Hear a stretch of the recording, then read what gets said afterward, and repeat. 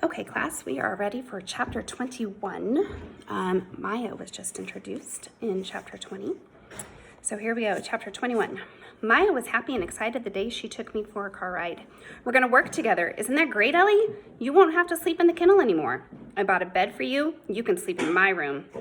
I sifted through her statement. Ellie, kennel, bed, room. There was nothing there that made any sense to me whatsoever. But I was glad to stick my nose out the window and breathe the scent of something besides Cammy and Gypsy. Maya parked in the driveway of a small house that I knew. As soon as we crossed the threshold, was where she lived. Painted everywhere was her smell, plus the distinctly disappointing odor of cats.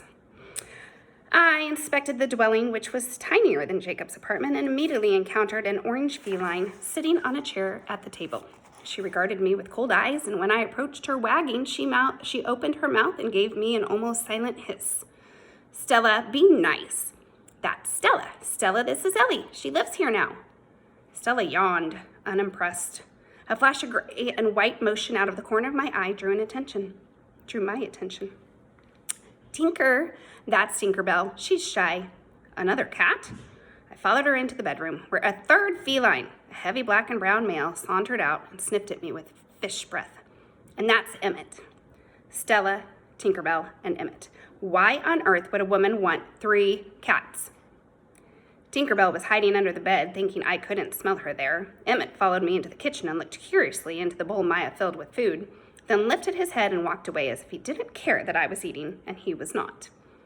Stella watched me unwinkingly from her perch on the chair. After eating, Maya let me out into her tiny yard, which was unmarked by dogs.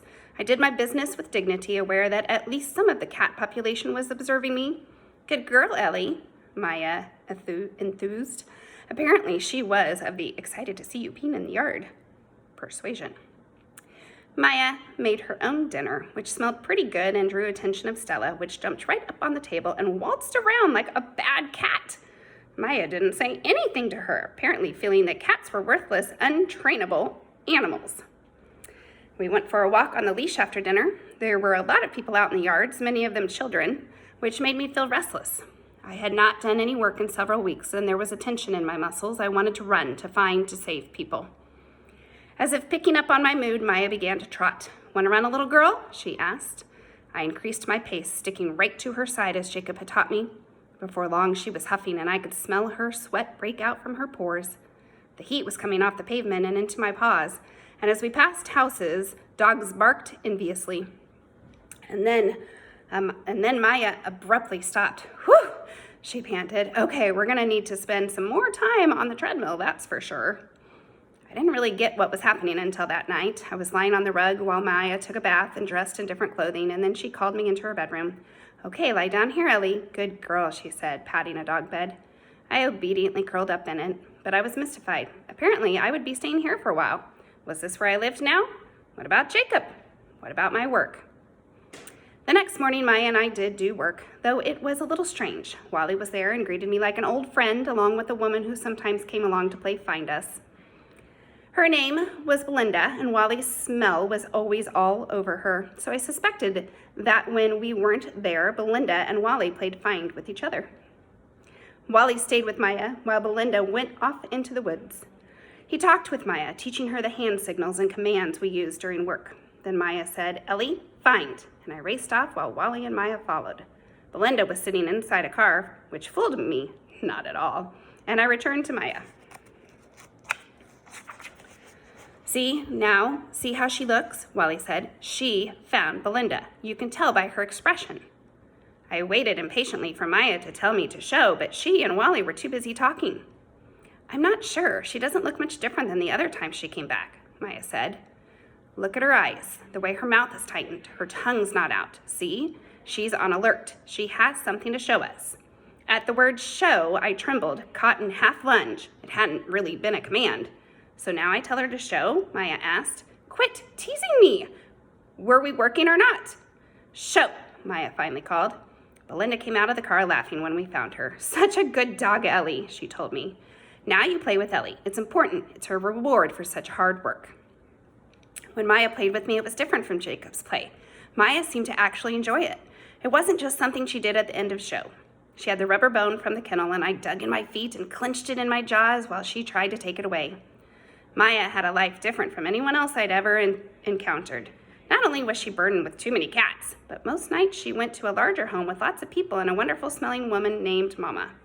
Mama was like Grandma, always cooking, and there were little children running around playing with each other every time we went for a visit. The children climbed on me until Maya asked them to stop, and the boys played ball with me, which I loved, and the girls put hats on me, which I tolerated. Maya had a neighbor named Al who liked to come over and ask Maya about help. "Do you need any help carrying those boxes, Maya?" he would ask. "No," she would say. "Do you need help fixing your door?" No, Maya would say. Maya always seemed anxious, her skin warming and her palms sweating when Al came over, but she was frightened of him. When Al walked away, Maya's feelings changed to sadness. "Did you get a new dog?" Al asked. He reached down and scratched me behind the ears in a way that made me instantly love him. He smelled of papers and inks and coffee. "Yes, she's the department search and rescue dog." I knew they were talking about me and wagged my tail in friendship. "Do you need help training your new dog?" Al asked. No, Maya said. "Ellie's already been trained. We need to learn to work together as a team." I wagged over the words Ellie and work. Al stood up from his scratching. "Maya, he started to say. He felt nervous. "I should probably go," Maya said. "Your hair is very pretty today," Al blurted. The two of them stared at each other, both so anxious it felt as if we were under danger of imminent attack. I glanced around but could see nothing more threatening than Emmett watching us through the window. "Thank you, Al," Maya said. "Would you like—" "I'll let you go," Al said. "Oh," Maya said. "Unless—" Al stammered. "Unless," Maya repeated. Do you need any help with anything?" No, Maya said. Maya and I worked almost every day. Maya would tell me to find, and we would plunge off into the woods, sometimes chasing Wally or Belinda, and sometimes chasing one of the older boys from Mama's house. Maya was much slower than Jacob, panting and sweating from the moment we started. Often real pain would come off of her, and I learned not to be impatient when I returned to her, and all she could do was put her hands on her knees for a few minutes. Sometimes a burst of helplessness and frustration would overtake her, and she would cry, but she always cleaned up her face before we came to Wally. One afternoon, she and Wally sat at a picnic table and drank cool beverages while I lay in the shade of a tree. Maya's worry was clear to me, but I had learned to live with it and not to let it interfere with the work. "We're not good enough to get certified, are we?" Maya said. "Ellie's about the best dog I've ever seen," Wally replied. I sensed some alarm and caution in his voice and looked at him curiously. "No, I know it's me. I've always been heavy." "What? No, I mean," Wally said, his alarm increasing. I sat up, wondering what the danger was. "It's okay. I've actually lost some weight, like 4 pounds. "Really? That's great. But you weren't fat or anything," Wally stammered. I smelled the sweat pop from his forehead. I don't know. Maybe go to the track? That would help or something." "I do go to the track." "Right, yes," Wally radiated pure fear, and I yawned anxiously. "Well, okay, I should go now." I don't know. I didn't realize there would be so much running. It's a lot harder than I thought it would be. Maybe I should resign, let somebody take over who's in better shape. "Hey, why don't you talk to Belinda about this?" Wally said desperately. Maya sighed, and Wally, full of relief, got up and left. I lay back down. Whatever horrible danger had been lurking was now apparently no longer a threat. The next day, Maya and I didn't work. She put on some soft new shoes, grabbed my leash, and took me to a long road that ran along the sand next to the big pond, the ocean. Dogs were everywhere, but though we weren't doing work, I sensed a grim determination in Maya and ignored them as we ran down that road, the sun rising steadily in the sky. It was the longest run we'd ever taken together. It went on, and it wasn't until I could feel her body fill with pain and exhaustion that Maya turned around to head back. She stopped a few times for me to drink water out of faucets set into the concrete next to the very smelly buildings, but for the most part, the return trip was as determined, just slower. By the time we got to the truck, she was limping. "Oh my," Maya said. We were both panting pretty hard. She drank water and hung her head between her legs, and as I watched in sadness as she vomited in the parking lot. "You okay?" a young woman asked sympathetically. Maya waved a hand without even looking up. The next day, we did find Belinda for work. Maya's gait was so stiff and painful, I deliberately did find at half speed, slowing down as soon as I was out of sight. I returned for direction far more than was necessary just to check on her, and when I finally found Belinda sitting under a tree, she had fallen asleep. "Good dog, you're such a good dog, Ellie," Maya whispered to me. We woke up Belinda, who checked her wrist and emanated a quick shock of surprise. "Just had an off day," Maya said. Belinda didn't reply. That night, Maya called me while she was in the bathtub.